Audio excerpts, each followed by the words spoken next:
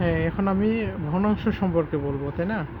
এই ভগ্নাংশ হচ্ছে কি দুই ভাগে ভাগ করা যায়। এক হচ্ছে কি সাধারণ, হ্যাঁ, যেমন হচ্ছে পি বাই কিউ আকারে, হ্যাঁ, 3/5 বা 2/3, ঠিক আছে। ঠিক এভাবে যে ভগ্নাংশ যে সংখ্যাগুলো প্রকাশ করে সেটা হচ্ছে সাধারণ। আর দশমিক বলতে তো আমরা বুঝি যে হ্যাঁ 1.2345 বা 0.25, হ্যাঁ 6, ঠিক এমন যে সংখ্যাগুলো, হ্যাঁ এগুলো হচ্ছে কি দশমিক, অর্থাৎ যেখানে যে সংখ্যার মধ্যে দশমিকটা অবস্থিত প্রেজেন্ট থাকে, ঠিক আছে, সেটা হচ্ছে কি দশমিক ভগ্নাংশ।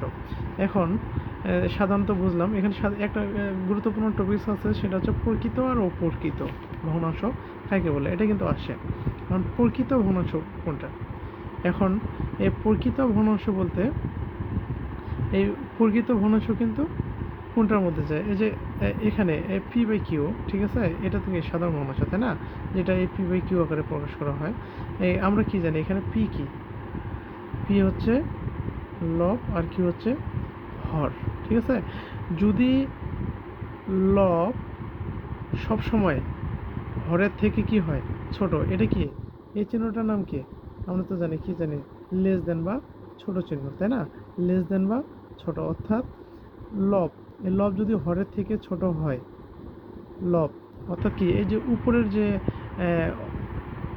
উপরের যে সংখ্যাটা সেটা যদি কি হর অর্থাৎ কিউ এর থেকে যদি ছোট হয়, অর্থাৎ পি লেস দেন কিউ, হ্যাঁ, পি যদি কিউ এর থেকে ছোট হয়, ঠিক আছে, লব যদি হরের থেকে ছোট হয়, যেমন হচ্ছে কি 2, হ্যাঁ, লব হলো 2 আর হর হলো 3, ঠিক আছে। 2 কি নিচেরটা থেকে উপরেরটা ছোট না, তাহলে বা 5/6, ঠিক আছে, বা 3/5, এই যে দেখেন উপরেগুলা কি লব, এই লবগুলা কি হরের থেকে, এই নিচেগুলা কি হর, প্রত্যেকটা কি এই লবগুলা কি এই হরের থেকে ছোট, দেখেন 2 3 থেকে ছোট, 5 6 এর থেকে ছোট, 3 5 এর থেকে ছোট, ঠিক আছে।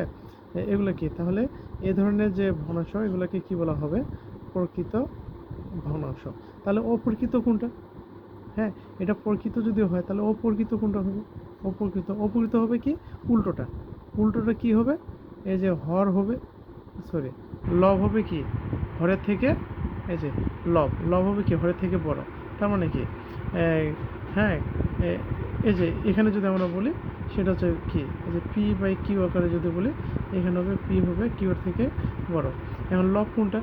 লব ধরেন 3 হচ্ছে লব, আর এখানে হর হলো 2, তার মানে কি 2 এর থেকে 3 বড়।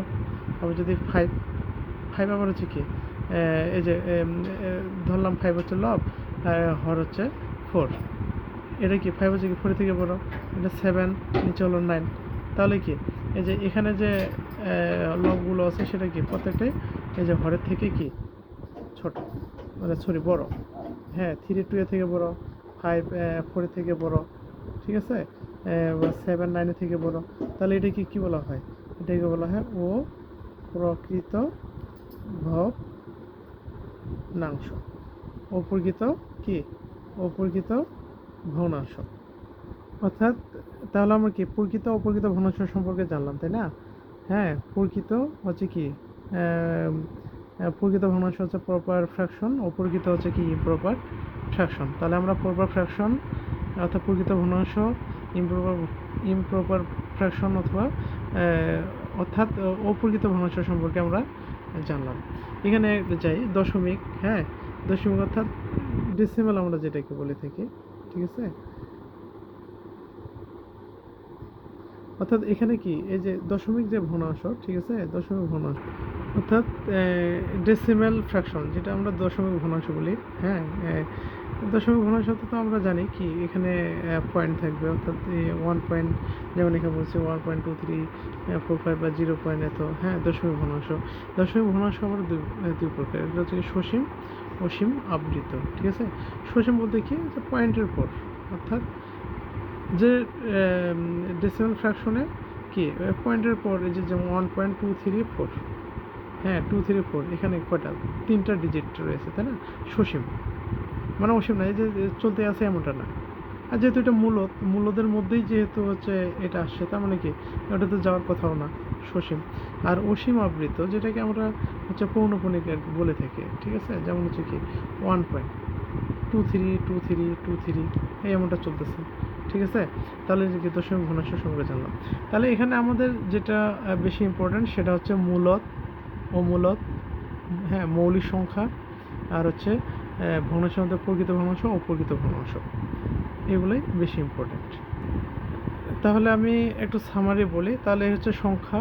হ্যাঁ, আমরা যেহেতু সংখ্যা সম্পর্কে পড়তেছে, সংখ্যা হচ্ছে একটা কি গাণিতিক সংখ্যা, অর্থাৎ গাণিতিক মান, গাণিতিক পরিমাণকে কি করে হ্যাঁ উপস্থাপন করে, ওই সংখ্যাতে সংখ্যা ব্যবহৃত হয়। সংখ্যা কি দুই প্রকার হয়ে থাকে, একটা বাস্তব সংখ্যা, একটা হচ্ছে কাল্পনিক সংখ্যা। বাস্তব সংখ্যা কি দিয়ে প্রকাশ করা হয়, রিয়েল নাম্বার আর দিয়ে, আর কাল্পনিক সংখ্যাকে আই দিয়ে প্রকাশ করা হয়। আই এর মান হচ্ছে কি মাইনাস √-1 অথবা i²/-1। আমরা কি এই বাস্তব সংখ্যাটাকে এক্স এক্সিস দিয়ে প্রকাশ করে, অনুভূমিক অর্থাৎ হরিজন্টাল এক্সিস দিয়ে প্রকাশ করে থাকি, ঠিক আছে। আর কাল্পনিক সংখ্যাটাকে ওয়াই এক্সিস অর্থাৎ হ্যাঁ উলম্ব রেখা দ্বারা, যেটা কাল্পনিক একটা রেখা উপরের দিকে আছে, এটা একটা কাল্পনিক, যেটা আমরা দেখতে পাচ্ছি না, এটা কল্পনা করে নেওয়া হয়। আর অনুভূমিক, এটা তো আমরা সাধারণত আমরা কি বিভিন্ন ক্ষেত্রে আমরা ব্যবহার করে থাকি, যেমন দূরত্ব নির্ণয়ে, হ্যাঁ, যে এখান থেকে এক জায়গা থেকে আরেক জায়গার দূরত্ব, হ্যাঁ, আমরা এই রেখার মাধ্যমে কিন্তু প্রকাশ করে থাকি, ঠিক আছে। এই বাস্তব সংখ্যা, ঠিক আছে না, বাস্তব সংখ্যা এই রিয়াল নাম্বারটাকে আমরা আবার কয়েক ভাগে ভাগ করি, যেমন বাস্তব সংখ্যা থেকে মূলদ ও মূলদ, তাই না, কি মূলদ ও মূলদ। আবার হচ্ছে মূল সংখ্যাকে পূর্ণ সংখ্যা, ভগ্নাংশ সংখ্যা, আবার পূর্ণ সংখ্যাকে ধনাত্মক, শূন্য, ঋণাত্মক, হ্যাঁ, এভাবে মৌলিক, আবার অমৌলিক, ঠিক আছে। এভাবে আমরা তবে আজকে আমি যেটা বলবো, আমি ক্লাস এখানে শেষ করব। হ্যাঁ, এটাই আমার প্রথম ভিডিও ছিল। আশা করি আমার যে পূর্ব প্রস্তুতি, সেটা হচ্ছে ভিডিও করার যে পূর্ব প্রস্তুতি লেখা, এটা বারবার ব্যাঘাত ঘটাচ্ছিল, এর জন্য আন্তরিক দুঃখিত। আশা করি নেক্সট ক্লাসগুলো আমি ভালো মতো, আমার যে ইনস্ট্রুমেন্ট এগুলোর ঘাটতি রয়েছে, এগুলো আমি ভালো মতো সাজিয়ে হতে আসবো। যদি হ্যাঁ আপনাদের সাপোর্ট পাই, তাহলে অবশ্যই আশা করি ভালো কিছু নিয়েই আসবো, আসলে আপনাদেরও উপকারে আসবে। এই বলেই আজকের ক্লাস আমি এখানেই সমাপ্ত করব। আর যদি কোনো কোশ্চেন থাকে আপনারা অবশ্যই জানাবেন, কমেন্টস করবেন। আর আমার এই এই যে কমেন্টস করলে অবশ্যই আমি সেই কোশ্চেনের অ্যান্সার দেওয়ার চেষ্টা করব। তবে এই সংখ্যার মধ্যে যেটা সাধারণত আসে সেটা হচ্ছে মূলদ, অমূলদ, মৌলিক সংখ্যা, আর প্রকৃত ভগ্নাংশ, অপ্রকৃত ভগ্নাংশ, এগুলোই হচ্ছে মেন, এগুলোই সাধারণত এসে থাকে। স্বাভাবিক সংখ্যা তো অবশ্যই জানতে হবে, সেটা আমি বলেছি ক্লাসে, ঠিক আছে। আপনারা সবাই ভালো থাকুন, সুস্থ থাকুন, এই প্রত্যাশায় আমি এখানে শেষ করছি। সবাইকে আবারও বিডি ম্যাথ একাডেমির পক্ষ থেকে শুভেচ্ছা জানাই। Thank you.